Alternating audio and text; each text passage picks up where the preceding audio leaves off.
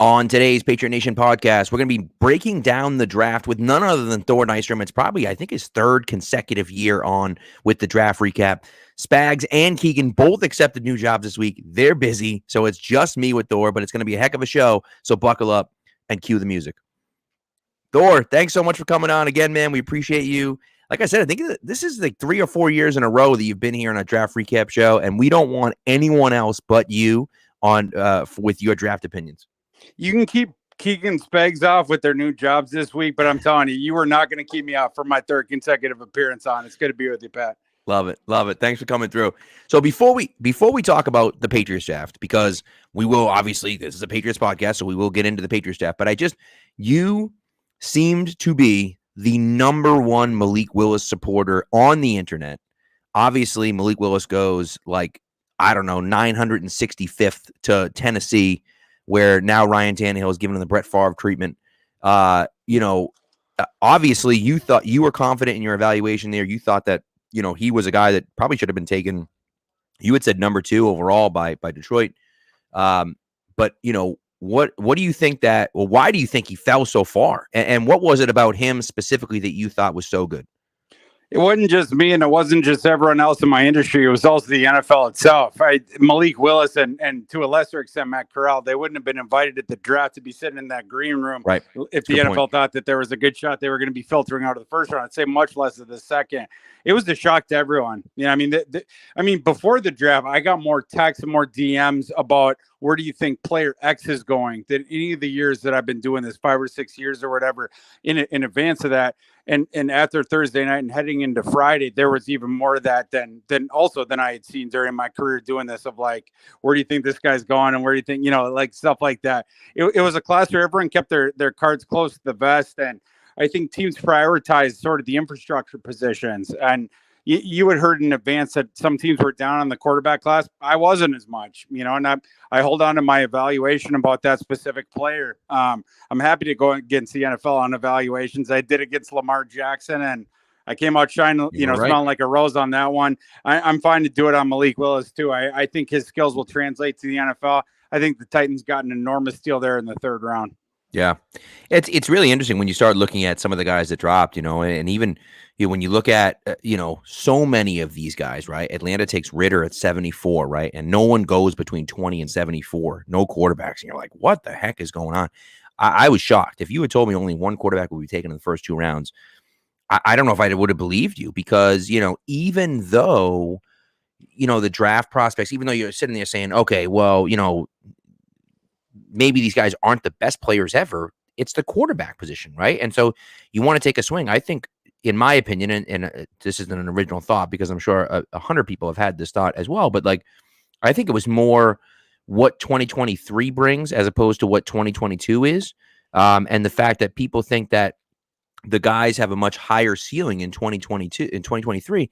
However, that's a dangerous game to play. I mean, Sam Howell was the number 1 pick, almost consensus across the board going into the year, and he ends up being one of the last quarterbacks taken. So like, I don't know if you want to kind of, bank on CJ Stroud and Bryce Young being like franchise altering players. They look very good right now. Don't get me wrong. They look very good, and they might be those guys, but I don't know if I would have said, screw it, I'm not going to take Malik Willis in the second round, or, late in the second or early in the third, because, maybe next year will happen and CJ Stroud will be really good. And then I don't know if I'm willing to play that game. 1000%. Yeah. Just for instance, the Lions, because I heard this a lot with the Lions fans of like, oh, we'll take a stud at, infrastructure position X. And then next year we'll be able to get either CJ Stroud or Bryce Young, just like it was a matter of course, like a given. Right. I don't know about that. We've seen teams that have risen up enough where they're not in the first couple positions, and then you have to sort of mortgage your future to do that. The Lions seem like they've gotten enough talent where they're not going to be picking in the top 3 next year, even though we all sort of agree on what Jared Goff is. So, the Falcons being another team like that, et cetera. I don't think you can bank on, being in the top 3 to get one of those guys. Will Anderson, along with those 2 guys, what I would put the top 3 at right now, just in terms of banking the favorites or whatever for those positions. But I totally agree with you. And then as far as the quarterbacks in this class, Again, I shrugged my shoulders. The NFL was surprised. All the media Right. people were surprised. I was certainly surprised as well. As far as my evaluations, I would have been less surprised if Kenny Pickett was the guy falling down the board. But the NFL does prioritize the year one utility. We have seen that going back years. Teams that need quarterbacks, they're going to prioritize year one.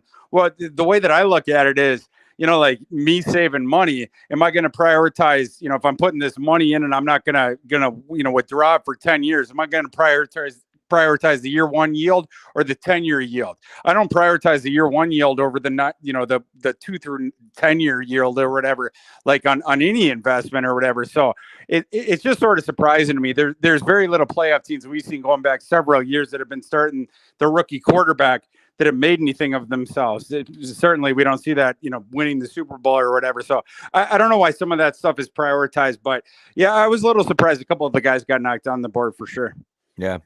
That was interesting. And it's, it's going to be one of those things. And I think, we talk about self-scouting and our evaluations and, kind of looking at, why did we have these evaluations the way they were? And why did we, kind of have these guys there? But at the same time, I do think too, like, there is something to, hey, listen, the NFL can feel however they want, but I disagree, right? And it's okay to feel that way, and I think as, people that cover and you cover the draft a lot more extensively than I do, but as people that cover the draft, like, I think, it's important for us to kind of have a little bit of both, right? We have those guys that were like, no, I don't care what anyone says, like, this guy's going to be a stud. And I'm sticking to that no matter what, right? And then there are some times where it's like, hey, listen, maybe I missed something here. Maybe there was something that I missed. And so, that's kind of some of the things that I think we kind of collectively as a group, right, should think about is, looking at kind of where we made mistakes and where we've made mistakes in the past, I think. So, but again, I think sticking to your guns is great. If you're like, no, I'm confident on this evaluation, and like you were with Lamar, and you're right. Like, Lamar should have been drafted a hell of a lot earlier than he was, right? And so it's like, it's one of those things where, you have to trust yourself as well, but also be able to look at and say, okay, why did I like this guy over that guy when it turns out that they were better in the league? But it's so hard to tell because it's injuries and it's, situation and it's fit and it's team and it's everything else. Like, you just never know, so it's a difficult game to play, but it's fun. I love doing it. I know you love doing it so much. So it's, it's one of those things that we can look back on, of course, but it's so much fun to do at the time. Yeah, I really do love it. And, people that were around me, like both professionally and also just my friends, the Lamar Jackson year, like I would hear leading up to that draft, like, Thor, you really need to shut the F word up about Lamar Jackson. I'm sick of hearing about Lamar Jackson. You're putting yourself out on a limb with this. This is stupid, et cetera, et cetera. No one is going to back me off of that. And even when he dropped to 32, even when people were like, well, even the Ravens themselves took Hayden Hurst over him. Right. Certainly you will back off this conviction now. No, absolutely not. And also the same thing with Malik Willis. They're slightly different players. Lamar is a bit more refined as a passer coming in. Malik, he can throw the ball further. He's got a juicier arm. But the utility of scramblers, the same different thing. And a lot of the things, the modifications you can do to an NFL offense to have those guys further your cause, and, in terms of scoring points, I think they're very similar. And it's the same thing with Malik Willis. I don't care where you went. My conviction is what it is. I did the work on all these players. I ranked them where I ranked them. I think the Tennessee Titans got an abject steal. Very bullish on Malik Willis going forward. The one thing that you had to concede for him, this very similar to Lamar Jackson. I said this about Lamar coming in. I said this about Malik coming in. Both those kids need to sit behind a guy for a year. Lamar, what shocked me about him was, even though I was about as bullish, I think I was the most bullish guy in him in the entire industry. I had Lamar top 5. I said categorically, do not start him in year one. He was starting for a team that made the playoffs down the stretch. And he started a playoff game as a rookie. Then, of course, as a sophomore in the NFL, he won the MVP. I'm saying the same thing about Malik. You definitely sit him as a rookie, put him on the Pat Mahomes plan, put him on the Lamar plan. But, I would have him sitting the whole year, as a rookie. But Right. Tennessee, this is the perfect situation for him. Probably more perfect than he could have thought heading in. Not in terms of draft position, of course, or money that he's going to sign for, but as far as the team he went to, because any team that's playing Tennessee in the next couple of years, you can't put the safety back. You're going to have to put a safety into the box. Correct. You just have to, as a matter of course, that when you're defending Derrick Henry. Well, Malik Willis, it's not just that he can push the ball 70 plus yards downfield. He can do it off platform, which is nearly unprecedented in the history of the NFL. Plus, he gives you the tool set to be potentially one of the top 5 scramblers in the history of the NFL, which is what I believe he will be. So, in terms of the fit, it's perfect. And in terms of the skill set, just learning in that organization, they've shown that they can build people up in that regard. So I think it's a great fit for him. Love it. Love it. All right, let's get into the Patriots draft because that's why we're here today. Although this conversation is great, but let's get into the Patriots draft. So they obviously trade back from 21 to 29 and pick up some picks in day 2. I'm sorry, in the end of day 2 and also in day 3. And then at 29 they take Cole Strange, which, I mean, listen, confident on your evaluations is one thing, but taking a guy that's a consensus, 3rd round pick at 29 overall is a bold move, to say the least. Now, positionally, well, first of all, I want your opinion on it, and then we can talk about it. I want your opinion on the Cole Strange pick, the player, but then also where they took him. I would have been cooler about a half round later, but I am not the national media guy that's going to come on here and start to crap on that pick. The more I watch, so I'm just going to give you guys full disclosure. When I went down to Mobile, I didn't know a ton about Cole Strange. I just knew about him as sort of the starter kit, I guess. I knew he was an athletic kid. He's coming up from the subdivision. I was really curious to see how you do against the higher division kids. He did really well down there, and he moved extremely fluidly. So you're like, okay, well, we're going to go back and watch his film now. He was awesome on the film. Everything else sort of confirmed it. I ended up ranking him higher than most people in my industry. I like, if you look, just down the line, I'm pretty sure that I had a higher grade on him than almost anyone. I ranked him in the low 50s. He ends up going late 20s. But it's interesting, you guys know, I do at the 500 board where I put the 500 comps on the 500 players. The comp I settled on, sometimes it's really interesting as far as where the players go or how some of these coaches or some of these front offices see these kids. The comp that I settled on Cole Strange, where I was one of the highest guys on him in the industry, was a guy named Joe Thuney. Yep. So was I surprised where he went? Yes, a little bit. But was I surprised by the team that took him there? No. And the fact that team was the team that had that much of a conviction on him with that was the prospect that I saw with him. I think it's a really good fit. Yeah, it's funny. I actually think they took a while to make the pick. I think they were sitting around hoping to get a trade from, somebody like Minnesota who had 34, someone early in the 2nd round to kind of say, hey, let's, jump back up into the 1st round. And then I was looking maybe the Giants at 36. I thought were a candidate to maybe take a quarterback at some point. So I was thinking, hey, maybe the Giants will jump up and take a quarterback at 21, and the Patriots 29. I'm sorry, and the Patriots can bounce back to 36, where it's not a huge gap. I really think the offers they were getting were in the 40s and 50s, and they were looking at it saying, if we trade back to the 40s and 50s, we're not going to get this guy, and this is the guy that we want. And so, yeah, okay, in the 30s we could take him, but in the 40s we're not going to get him, right? And so let's just take him now, and okay, fine, we're passing up some capital, but this is the guy we really want. And the more I look at it, the more I like it. I mean, you look at the athleticism, you look at what he did, down in Mobile, and of course Peter King circulates the video of him getting blown up by Chris Jones when he snaps the ball and then tries to get him on a reach block, which is just an unfair clip to post. I mean, it's the guy's a guard who doesn't play center. So now he's snapping the ball to the center, number 1, and then number 2 is trying to reach him. So it's one of those things where it's like that's a challenging block, but to the untrained eye, it looks like you got blown up, right? But it's one of those things that you kind of, and of course you're going to lose one-on-one battles. You have one-on-ones, you're going to lose them. It's just the way it is, So, I look, I don't know. I gave it a D+ in my initial grades just because I felt that the positional value wasn't great. But the more I look at it, the more I'm like, 2 other guards went in the first round. Last year, the Jets traded up for a guard.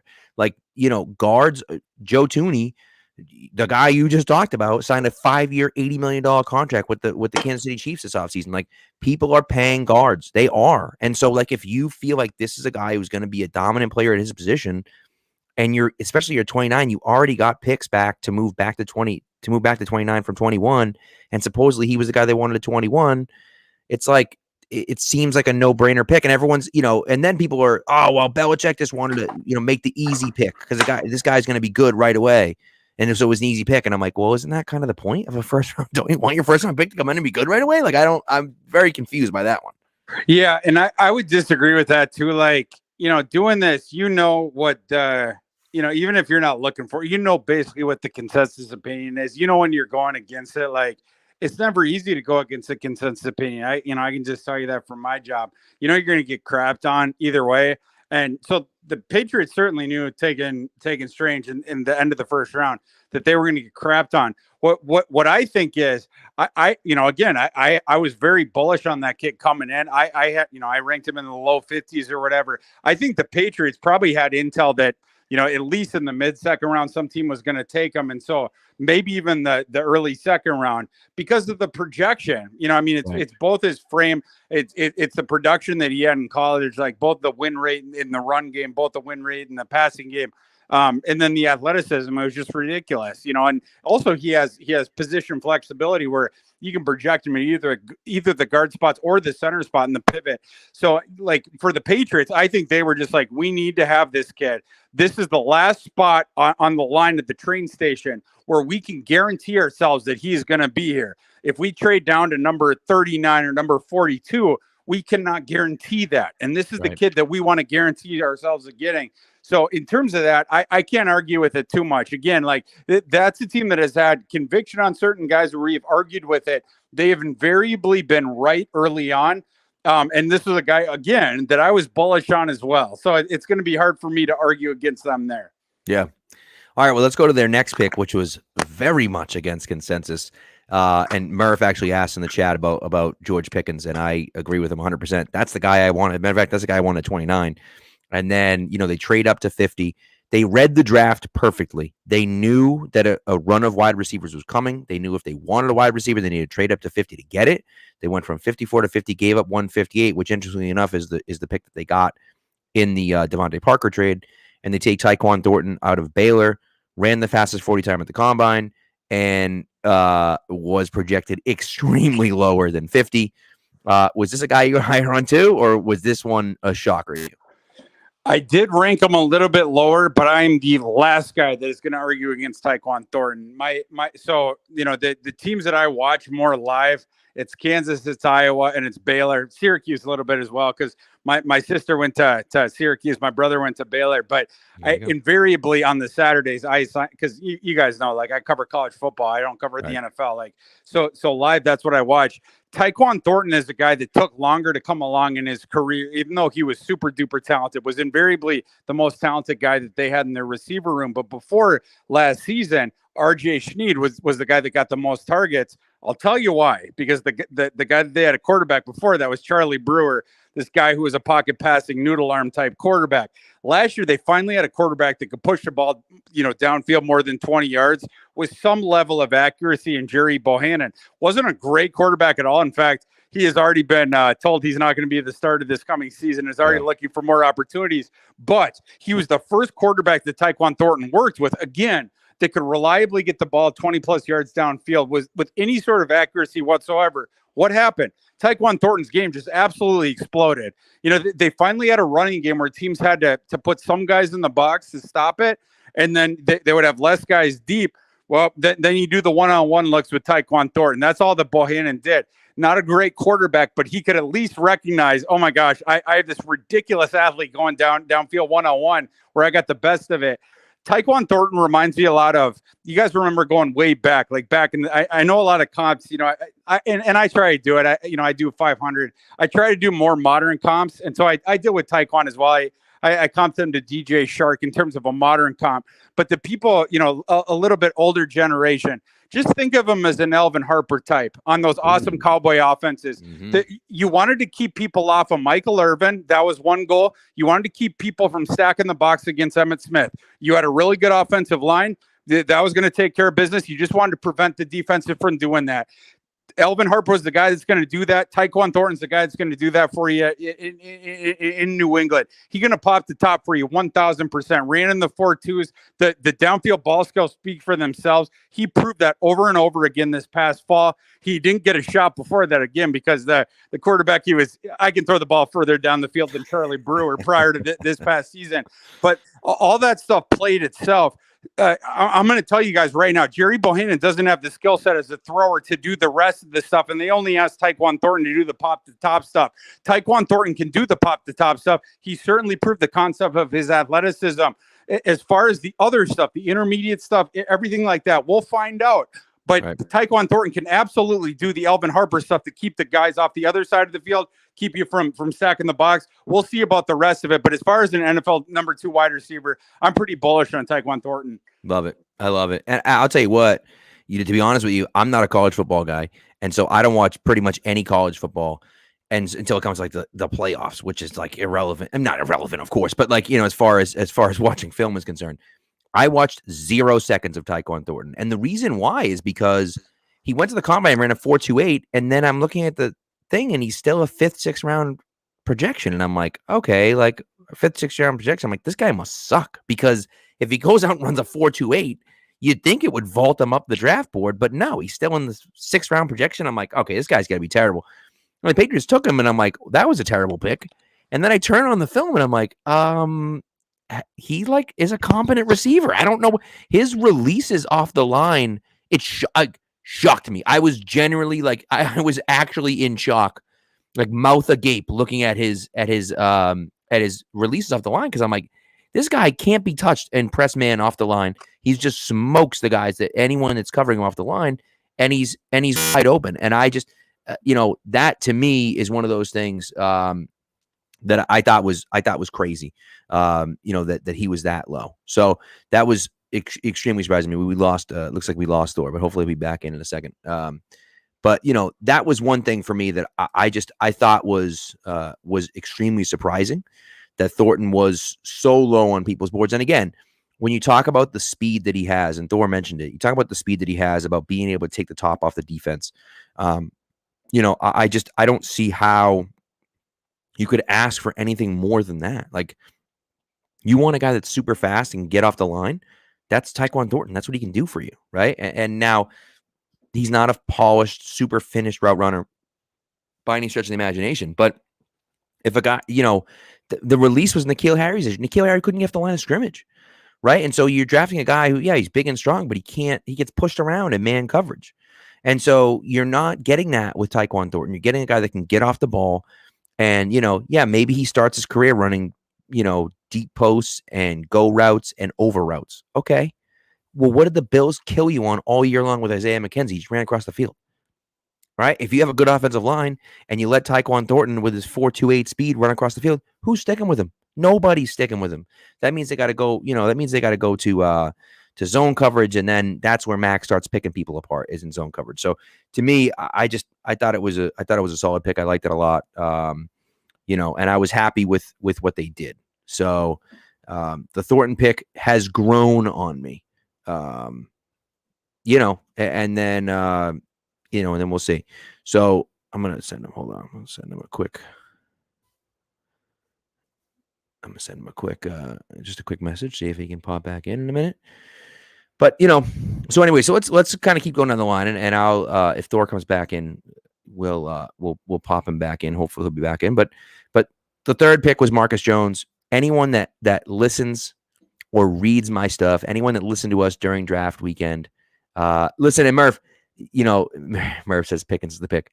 I don't blame you there. I don't blame you that Pickens was the pick. I loved Pickens too. He was my guy. I told you at 29, I wanted Pickens. And so he was kind of the guy I fell in love with there. But I am excited about Thornton. His thin frame is true.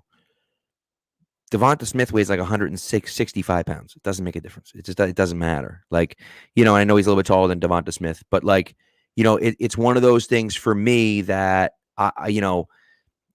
as everyone gets smaller, right? The linebackers are getting smaller, the safeties are getting smaller, the corners everyone's getting smaller.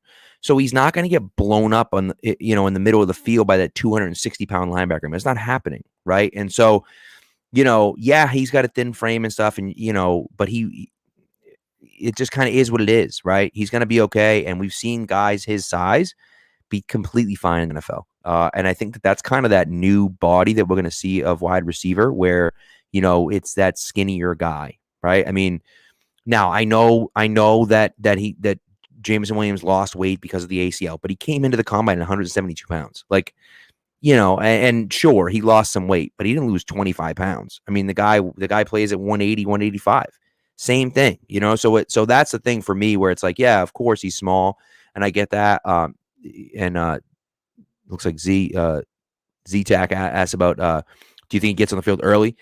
I wouldn't be surprised to see him get on the field early. Sub packages, of course, he's not going to be like the number one receiver right away, but as Thor said, take the top off the defense, right? And now you're going to give Jacoby, and you're going to give Bourne, and you're going to give Henry and Jonnu space to work underneath, right? And so now you're talking about, okay, now these guys have space to work underneath, and we can kind of go from there. So I do think that Thornton can be a valuable piece. It's possible. Anyways, let's move on to the next one. Round 3, pick 85, mock draft 1.0. For those of you that don't know or weren't here or weren't listening for some reason, mock draft 1.0, I'm going to talk about it until the cows come home. February 3rd, before the Super Bowl gets played, I had this guy right here had round 3, pick 85, Marcus Jones. I absolutely loved him coming out of Houston. I think he's the perfect Patriots guy. He's small and undersized, but he's fast as hell. He's got insane quickness. He's a phenomenal punt and kick returner, which they honestly have been missing since Edelman left. And so that's one of those things where I think he can help on, and theoretically now he played a little bit of offense in Houston too. He might help on 3 sides of the field instead of just 2. So, all 3 phases of the game, he could be an impact player. I love the kid. I thought, he's fantastic. There's a few clips, 2 clips that I thought were my favorite 2 clips that I watched all year long on anyone. And one of them was against USF, and I posted it in the newest article that I wrote. Talking about all the draft picks which came out today on Pat's Pulpit, but USF is 4th and 1 at like the 20-yard line. They're Houston's 20-yard line. Quarterback is a lefty, rolls out to his left, which is where Jones is. Out of the corner of his eye, he sees a wide receiver running to the end zone with a step on his corner. Instead of staying with the quarterback, he sprints back into the end zone. Quarterback throws it. He picks it off, jukes out a tight end, and just blows past everybody down the sideline for a pick 6. Ends up getting called back because of a holding that had nothing to do with the play. But it's that type of play, not just the athleticism after the catch, but the fact that he sees the quarterback rolling out. Obviously, it's 4th and 1. You want to stop the quarterback, but he also sees the wide receiver that's going to be wide open in the end zone. And by the way, he would have been wide open in the end zone if Jones wasn't there to pick off the pass. So that's one of those plays that, like, it's just such a heady play. He knows what he's doing, and then he shows off the athleticism afterwards.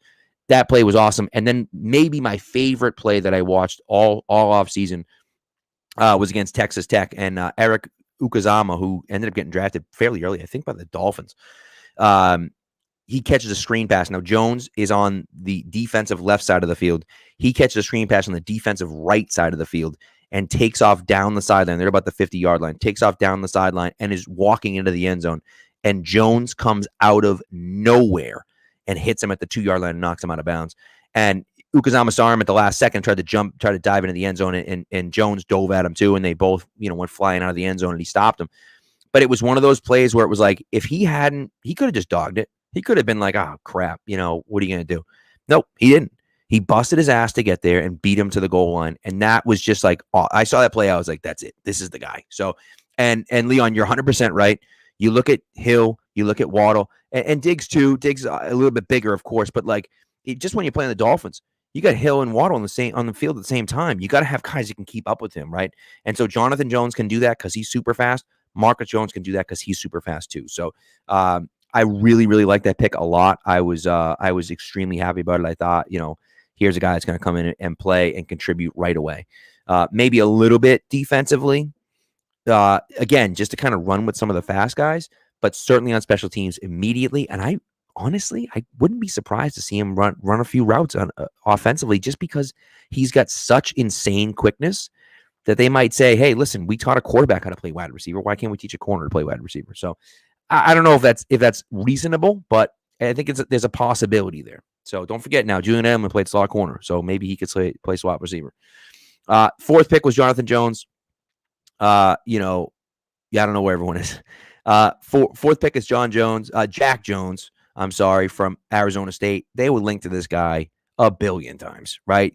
They would link to him, at the beginning of this, at the Shrine Bowl, at the Senior Bowl, at the they met with him like 6 different times, and part of that is because he gets kicked out of USC because he basically flunked off the team, and then he breaks into a Panda Express, and it was a whole mess. Now that's 2018, right? That's a long time ago. It's 4 years ago, but still, you got to make sure you got to get your ducks in a row and make sure that this kid is legit, and they trust Herm Edwards down there. And so, but when he's on the field, he's sticky. He plays, he has a nose for the football. He plays really well. Now he's smaller. Okay.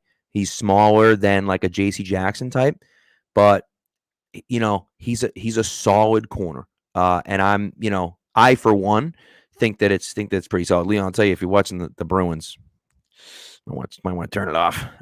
But who hasn't broken into a Panda Express? I get that. That's not a bad point.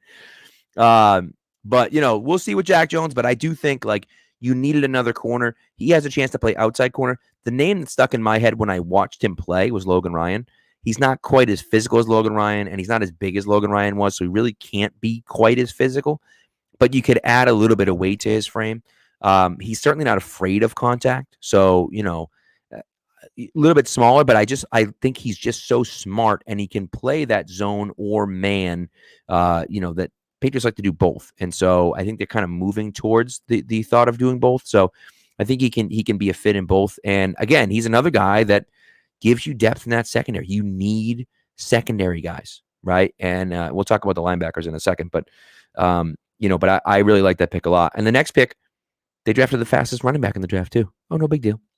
Yeah, so that's a good question here about Asante Samuel. There was a comp with Asante Samuel as well. I think that was I don't remember who said that, but I don't hate that. I don't hate that Asante Samuel one. Asante had a nose for the football as well. He was also undersized. It might even be a little bit better than Logan Ryan, to be honest with you. But Asante, I think, just popped too much that I was like, oh man, like I don't know if I want to make that comp. Oh, Thor's back. Here we go. Thor, there he is. Yeah. Sorry about that. Man? Ah, don't worry about it. Don't even worry about it. Yeah. No, that's fine.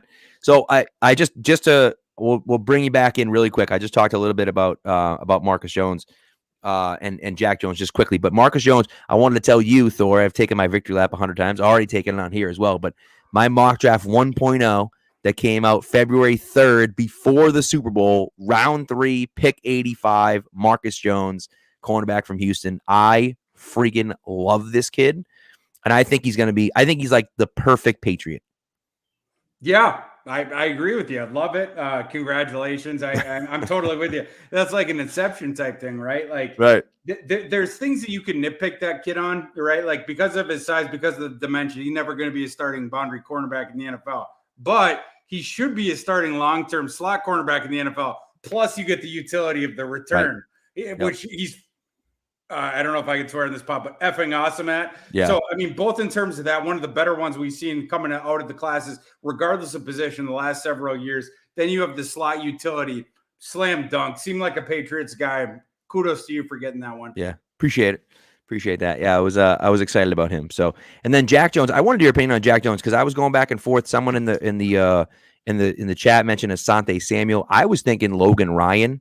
Just because he's a Patriots, well, I mean, Asante was a Patriots guy too, but it was kind of just the fact that he, similar to Ryan and Asante, kind of has a nose for the football, is just a smart player, pretty good athleticism, but not like the greatest athlete in the world, but like can just kind of do everything, man coverage, zone coverage, and then it just kind of seems to be around the football.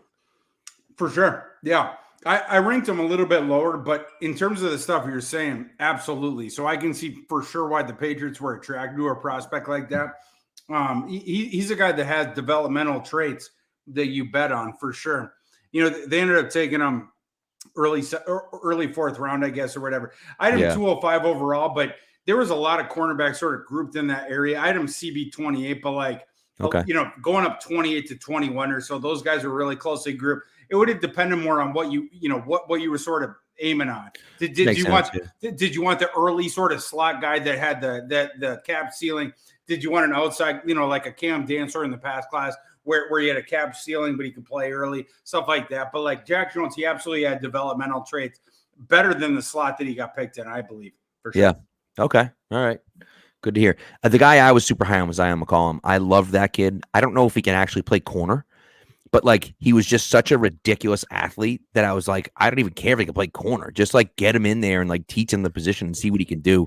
I was so excited about him. And of course he goes to flipping Tampa where like, they coach up DB so good down there. And I'm like, oh man, this kid's going to be a stud. 1,000%. Yeah. I was surprised that he fell. I was a little bit surprised that Tariq Woolen fell. There was different positions the NFL saw a little bit different than, me or I guess the draft media at large maybe as well. But yeah, those were two guys for sure. Zion, I thought Zion was probably going to go back into the third round. He ends up falling to the fifth round. Something similar with Tariq Woolen. But yeah, I mean, it's interesting the guys that the NFL pulls up a little bit because they see them as scheme fits for specific schemes. And then guys they allow to filter down. But I'm totally with you on those two guys. Yeah. So the next pick, and I only want to talk about two more picks because I once we get actually that's not true. There's one other guy I want to talk to you about, but Pierre Strong from South Dakota State. We talked about Taekwon Thornton ran the fastest 40 for a wide receiver. Pierre Strong runs the fastest 40 for a running back, and 10 TDs of 50 yards or more. I think he had some outrageous number of long rushing yards. Now again, he went to South Dakota State, so the talent wasn't quite the level that it will be when he gets to the NFL. But you see that breakaway speed on film. You see that one cut ability, the ability to make jump cuts and one cut guys. I was extremely impressed, by what I saw with him. And again, in the fourth round, you're looking for a guy, and I love Damian Harris. Love Damian Harris. He's in the final year of his contract. James White's 39 years. Well, he's not actually 39 years old, but James White's old. Like, you got to imagine that both those guys are probably gone, and that's why they're looking at it saying, all right, let's bring these guys in. Maybe they don't. Maybe they play this year. Maybe they don't. But we have them for the future. Yeah, the Patriots class, they got a whole bunch of guys that I liked. It was just in sort of weird circumstances or circumstances you wouldn't have predicted, right? Like both the running backs they got, I was bullish on both of them. I ranked Pierre Strong, I think, higher than some other folks. I certainly ranked Kevin Harris higher than some folks. And last year, by the way, Patriots fans might remember this. I hope they remember this at least. I was way higher than on Ramondre Stevenson than a lot of other people. It was just the running back room that the team of the team that was picking them that was surprising, where they ended up taking the two running backs. I hope Kevin Harris can latch on with them because I think he has legitimate talent. As far as Pierre Strong, absolutely. His skill set, it's fairly reminiscent of Darrell Henderson coming in a couple years ago, or whenever he came in a couple years ago. He is looking for that lane downfield where it's that straight runway. If you give it to him, he's going to score a touchdown. Good, no one going to outrun that kid, right? Like, he is constant. He's like one of those sluggers that's looking for that home run every single time. It is that one cut thing that you're talking about, but he's looking for that lane all the way down. He's swinging from the heels to try to hit it out, and he's got the power to do it with that speed and that acceleration. We'll see if the Patriots can build up the rest of his game, sort of diversify. The one thing that I sort of knocked him on, and the reason I ranked him a little bit, it wasn't lower in comparison to other people, but where I couldn't put him in my top five was just the lack of third down, passing down utility, at least right now, because he hasn't shown that during his career. But the explosiveness, the one cut element that you mentioned, the vision that leads to that one cut, I mean, he's got all that sort of stuff. And again, if you give him that straight runway down the field, he's going to score a touchdown, or he's going to get 30 yards downfield, and you're going to have someone save your bacon. So I like that kid a lot. Kevin Harris, it's a very similar thing, but it's the one cut thing, but with him, it's the physical element. It's more the meat and potatoes, early down grinding work. Pierre Strong, it's the explosiveness thing. It's hitting the home runs. With Kevin Harris, it's cost certainty of the singles and the doubles. I'll tell Patriots fans this. if Kevin Harris could have declared for the draft after his true sophomore year, he would have gone at least one round higher than he went, a week ago or whatever, maybe even 2 rounds higher. He showed such promise that true sophomore year, running behind a crappy offensive line without a quarterback that could push the defensive back. He was a mark man every single down. He still put up ridiculous utility this past season. As you know, he had that back injury, cost him spring practice, cost him most of summer practice. Not only that, very similarly to Carson Strong, a kid who rushed back from injury earlier than his doctors, the timeline that they gave him. That's what Kevin Harris did. Kevin Harris wanted to play this entire season because he was sitting dead red on declaring for the draft. Right. What you see on 2021 film, you can't take that to the bank, as this is what he is, and this is what I'm projecting off of. For me, that's what you have to do with his 2020 film. In 2021, he was coming off that back injury. Like I said, rushed back. It wasn't just that he wasn't moving around quite as well as you'd see it in 2020. He wasn't quite as gleeful heading into the contact point, let's just say, as in 2020. That is his special sauce. It's the same thing as Ramondre Stevenson the year before, although, they're slightly different backs. But if Ramondre Stevenson didn't have that physical element to his game, and he had been a little bit skittish about the first contact and stuff like that, his game would have played way down to what it actually is. It was the same one with Kevin Harris, and then he declares after his true junior year, if I was Kevin Harris, I probably would have gone back to school. But I'm pretty convinced that New England Patriots got him at a discount in comparison to where he should have been, just in a vacuum. I love it because I was nervous about Harris because he looked slow, but that's why, right? And so I didn't really know that.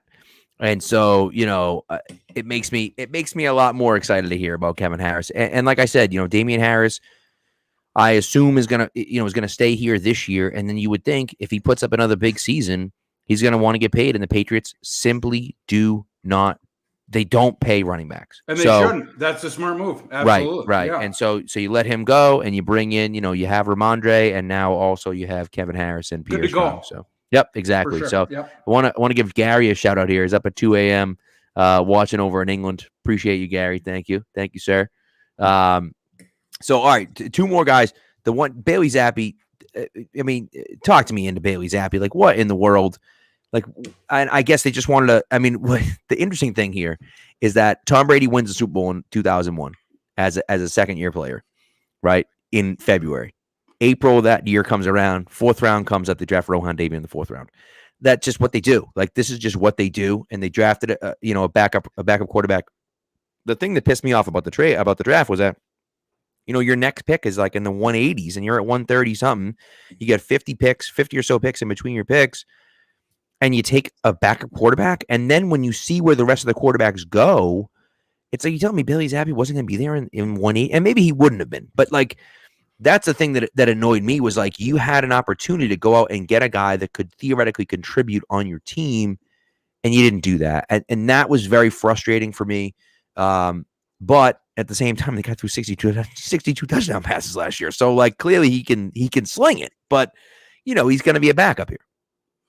Yeah, this is what I'll say about him. I was very impressed with him in the moment, watching Western Kentucky. He was a bigger sort of storyline than most G5 quarterbacks, because Western Kentucky tried something sort of unprecedented last year, where they were like, our offense sucked in 2020, so we're just going to sort of bring forward a full FCS offense and make that our offense. Both the offensive coordinator, Zappi, both the Stearns kids, they brought all these guys over from Houston Baptist, and it not only did it work, they broke all the records for the FBS passing, like you mentioned, passing yards, passing touchdowns, stuff like that.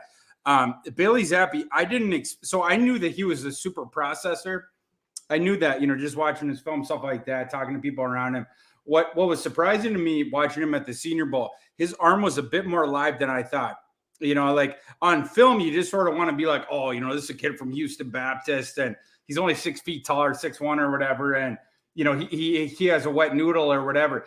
In person, I was like, man, there's a little bit more juice behind that. Now, it's not a howitzer or nothing like that, but he does not have a wet noodle. It's at least average or slightly above average for the NFL. I trust his ability to read a defense. That was what his entire game was based on, at the college level. It's funny, when I walked in to the Mobile Stadium, when I was watching him, I turned to the people around me and I was like, this guy's Chase Daniel, and everyone else around me, they look down there like, yeah, it looks like Chase Daniel. And then I messaged one of his Houston Baptist coaches when I got back to Minnesota. And I told him, like, I was like, his arm was a little bit more alive than I thought in person. Is that sort of what your perception was? And then I was like, I had this sort of take about a guy that he reminded me of. But I said, before I even say that to you, I said, is there any NFL guy that he reminds you of? Yeah. It's been there. And he said, yeah, there sure is. Chase Daniel. And I was like, oh my God. Like, then Thor was like standing up a little bit with his shoulders a little bit, more. Right. But like, yeah, I mean, I think that's what you're drafting. This is cost certainty personified. This guy's going to be in the NFL for a really long time. You talk to any of the guys that have been around him, Houston Baptist, or whether it was Western Kentucky, they'll tell you he's a coach on the field. What does Belichick love at that position? Yeah. He loves a coach on the field. Literally, the first thing that any of the people that have been around Bailey Zappi will tell you, coach on the field. Mm-hmm. They're, and stuff like that. They will tell you his physical skill set's a little bit better than you have been led to believe. That arm is a little bit better than you've been led to believe. But that's the second thing they'll tell you. The first thing is this guy's a coach on the field. You can absolutely see that in his game film. And again, his arm is not going to disqualify him from anything. He's built a little bit squatter and more like, I think I said lunchbox before with another guy's build. But as far as a quarterback, that's sort of what he is. He's a little bit shorter and squatter, but it's very similar to Chase Daniel build. And I think the arm strength is similar. I think the processing is similar. He's going to make a lot of money in the NFL.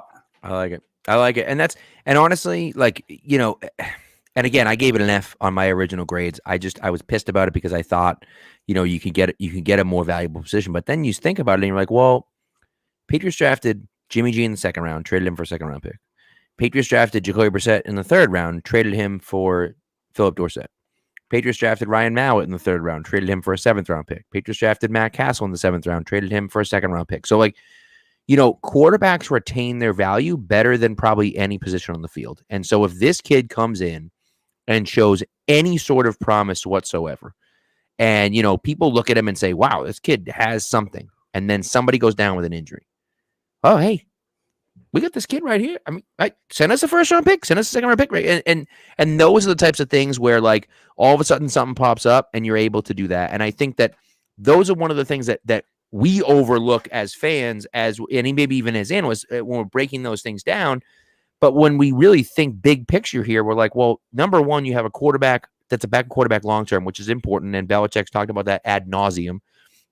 And number two, you have that trade asset. If something ever comes up, or God forbid, Mac Jones goes down with an injury, boom, he steps in. So I think that, that's one of those things where it's like, hey, it's the fourth round. It's pick 137. Like, how can you really argue that much with it, I'm not going to argue with it much. Yeah. I mean, for the reasons you just stated, what's the most valuable backup on your entire team? It's your backup quarterback. And like you said, they retain the trade value the most. We'll see, if he shows anything in the preseason. You're not looking at him as above Mac Jones, but he gives you the insurance, number one. He also gives you the potential trade utility going forward if he shows anything whatsoever. Because I guarantee you, going forward, years into the future, the Western Kentucky people and the Houston Baptist people, both the coaches, the teammates that have been around him, when other teams potentially vet him for trades, they start calling around, all those people are going to be like, do it. This guy is a coach on the field. He's going to give you absolutely everything that he has, and he's not going to make any unforced errors behind center. So, yeah, I mean, at the spot that they took him, I can't argue with that at all. Yeah, no, I like it. So one last guy I want to ask you about. I don't know if you watched any film of him before the draft. Sam Roberts out of Northwest Missouri State. Patriots took him at 200 overall. D2 player. He won the Cliff Harris Award as the best non-D1 defensive player in football. D tackle. And, it's one of those picks. He's a Patriots fan, which makes it even better. But it's one of those picks for me when I look at it and I sit there and say, this kid could. The Patriots are typically good at finding small school guys. This guy was not on NFL.com when they drafted him. It just said Sam Roberts D tackle, but nothing else. He wasn't like literally couldn't click on him. I'm like, who the hell is this guy? So I went through, but one of those interesting guys that is is fascinating. So I was wondering if you had seen any tape on him before they drafted him, or if you had a chance to look at anything at since. Yeah, I mean, he's a ball of clay, right? Like, going forward north to south, in terms of the projectability, you see that the quick first step, you have the frame. What was concerning to me was more the athletic stiffness going east to west. But I mean, if you're going to pick a guy that late, you're taking a dart throw. Right. I can totally see what they're seeing with him. He was also a little bit older, so maybe some teams on the developmental spectrum, they could be like, well, he doesn't have this and this yet, and he's also older, so maybe we knock him down a bit. But I can see what the Patriots were seeing. It's that north-south, the first step explosion. He can create a little bit of havoc in the backfield. We'll see if the Patriots can add a little bit more pass rushing repertoire to his bag or whatever. But if he gets that, I could see him developing into a guy that could hang around for a little bit for sure. Yeah, I like it. And then were you high on De'Aaron King coming out of Miami? I just feel like, and I don't know anything about anything.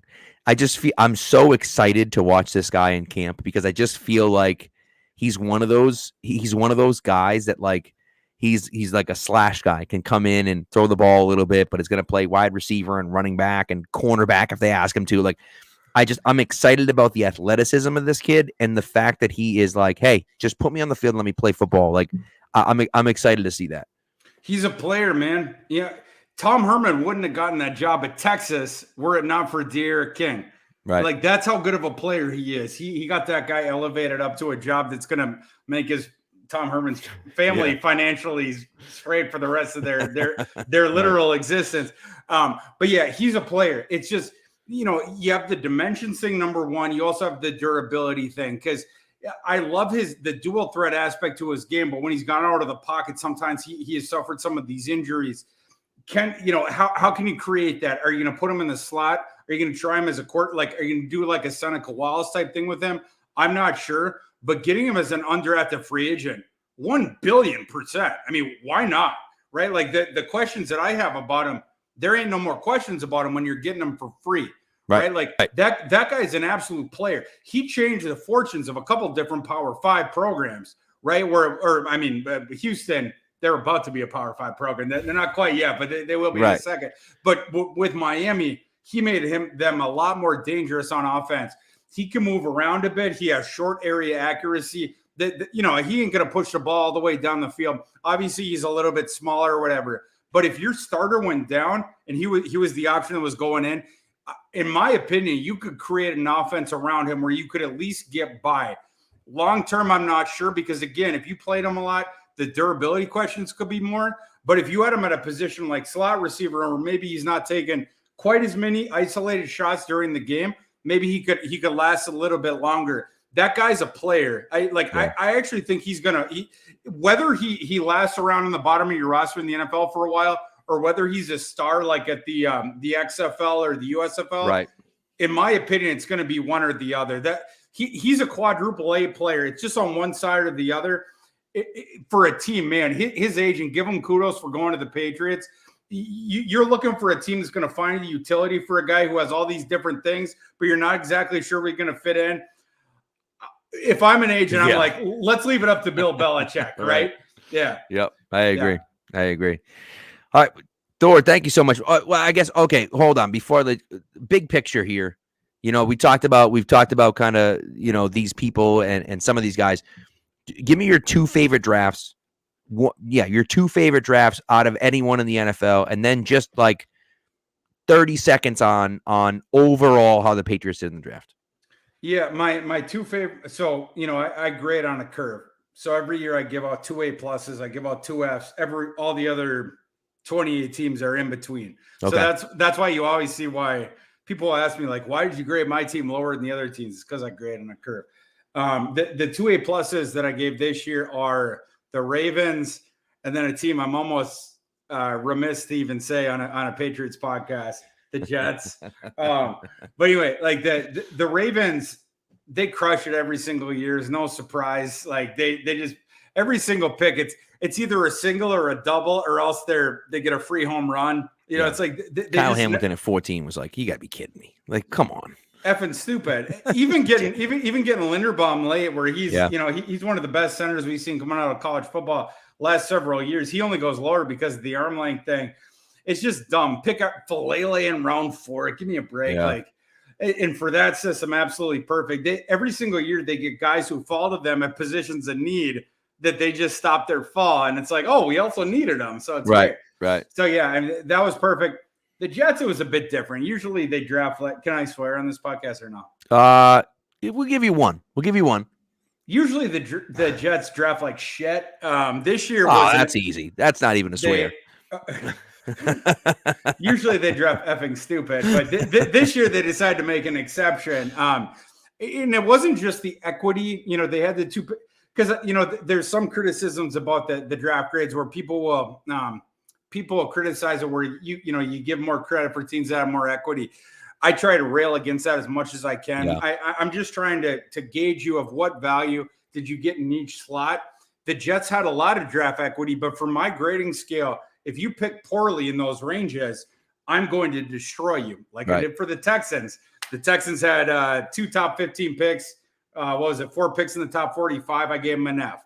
The Jets, though, this year, in contrast to some of these other years where I've given them, almost every year I've done this, I've given them very low grades. This year, they did rock solid. I mean, they got a gift from the gods that Ahmad Sauce Gardner was there at 4. He shouldn't. If the Texans were going to take a cornerback, they should have taken Ahmad Sauce Gardner. Oh, see, we disagree on that, because I said before the draft, if I had the number one overall pick in the draft, I would have taken Stingley.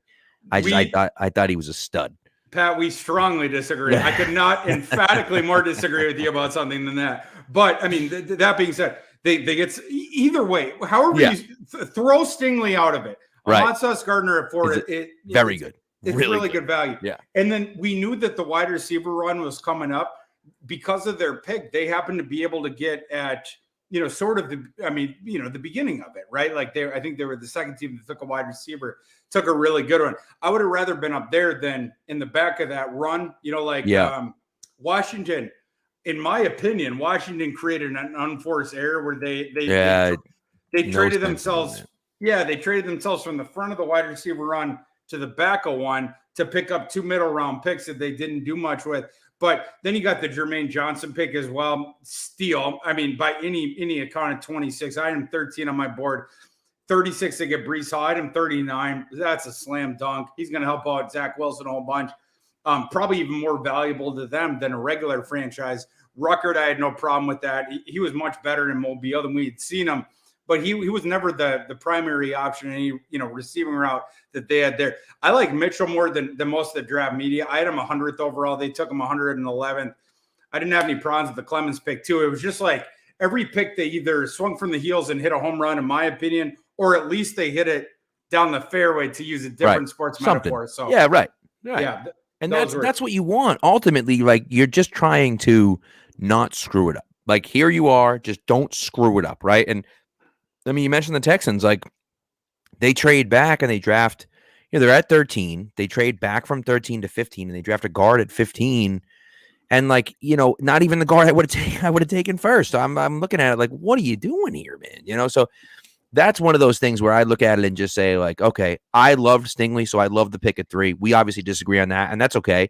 And so, either way, but if you're super high on a guy, fine, take him at 3.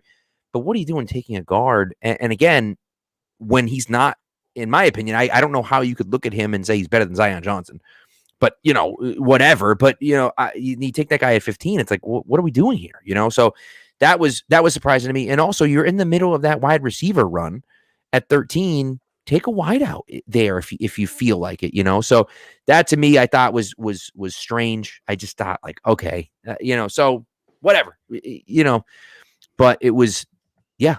And it's not, and you're totally right about, hey, capital's there. But like, when you have the capital, you better come away with good players, because you have that draft capital.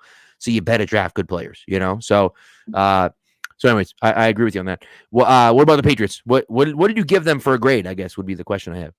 I didn't give them the best grade. Patriots fans are going to be upset with me. I graded them in the D's. Yep. But again, I grade on a scale. It's different than other folks. And you can look at Rene Bugner from Germany. He puts together this whole thing with the GPAs and, and for every single team or whatever. But also he'll show you for the analyst.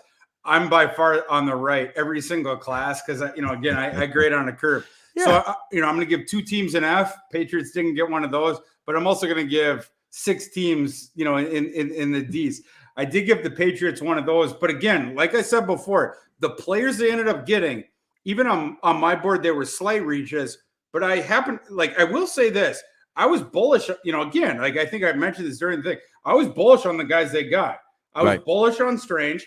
I was bullish on Thornton, in comparison to the rest of the industry. You go down the board and the guys they got, I was bullish on them. They were picked above my slot, but also Strange, again, it would not have been a surprise to me whatsoever if he had been picked in the middle of round 2. And even if he'd been picked at the top of round 2, I wouldn't have been stunned, right? Yeah. It was just hearing his name in the first round. The Patriots obviously had a conviction on him. And again, I independently scouted him. I'm not his agent. I'm not a part of the Patriots. Right. And I comped him to Joe Thune. Right. The franchise that was attracted to him, not a surprise either. I think he has the ceiling there, the athletic profile, the frame, everything like that. The decisions they made, I can't argue too much with them. It's just in the moment, the ROI in those slots, I have to knock them down a little bit, but their track record, the players they got, this is not a day for Patriots fans where they should be running out and the sky's not falling. Well, and I agree with you. Listen, I gave him a C- on Sunday. So I kind of feel that right about the same way you do. But then I wrote an article today arguing for all of the players, right? So I'm like, okay, listen, we trashed a lot of their picks, but here's why all of their picks could be good. Maybe they won't be, but they could be good, right? And so this is the reason for optimism coming forward. So it's one of those things for me that we don't know, right? We're basing it off of, and what I love about, and the reason I love having you on every year is because you tell it like it is. You're not sugarcoating thinking, hey, this is what happens, this is what I do. This is what the guys that I have. And I think what I like to hear from a lot of guys and what I've heard from a lot of people is that we like the guys that they drafted. We just don't necessarily agree with where they drafted them. And, I look at it and say, okay, and maybe they did reach on a few of those guys, but if they turn out to be good players, it doesn't really matter where you drafted them. And the Cole Strange thing is interesting because I think since they moved it to the Thursday, Friday, Saturday, instead of the Saturday, Sunday, what they used to have, I think that first round gets hyper analyzed so much because it's only one day. If Cole Strange gets taken 33rd overall, nobody's talking about it. It's a non-story. Nobody's talking about Cole Strange if he's at 33. Because he gets drafted in the first pick on Friday and people are like, oh yeah, okay, maybe it's a little bit, but he gets drafted, 4 picks earlier and they're like, oh my God, these idiots took him in the first round. And it's because we have the full day to talk about the first round reaction and everything like that. So I do think it's just kind of interesting when we start talking about things like that. So as long as we get good players, ultimately it doesn't really matter where they come from. Right. And so, to do that, right, then we have to steal a few guys later. So if we get Jack Jones maybe a little bit later than people expected, if we get Zappe a little bit later, if we get some of the other guys that we got a little bit later than expected, Kevin, the running back, Kevin Harris. Thank you, Kevin Harris. I'm like, I know he's got a name of. I like Kevin Harris. I like him. 14 different guys on the team. Yeah. We have 19 Joneses and a few Harrises, but I think if you get a guy like that later. Now all of a sudden you're saying, okay, we reached on a few guys, but then we get value on some other guys, so then everything balances out, So look, get guys that are good, right? And we got a Jets guy blowing up the comments, talking smack, saying that the Jets are better at every position than the Patriots. Oh, dude. Okay. I love that the Jets, they finally had, and whoever that guy is, congrats, because in my opinion, you did have one of the 2 best drafts in the NFL. Congrats. They're feeling themselves. You have to let them feel themselves. This is their day in the sun here. let that guy put his shoulders back. I love it. Right. I love it. I love it. Well, Thor, thank you so much, man. You spent a ton of your Wednesday night with us. We appreciate that, man. Before you go, you gotta plug yourself. Tell everyone where they can see you, and they should be seeing you and reading you and hearing you anyways. But just give yourself a little shout out before we let you go. Yeah, you can find my stuff on NBC Sports Edge, college football section, NFL draft section, and then on Twitter at ThorKU. Yep. Love it. Love it. Thank you so much, man. We appreciate it, and can't wait till next year when we have you on for the 4th year in a row for our draft recap. I've already penciled it in. I can't wait. Let's do it. Good to see you, Pat. All right, man. Take care.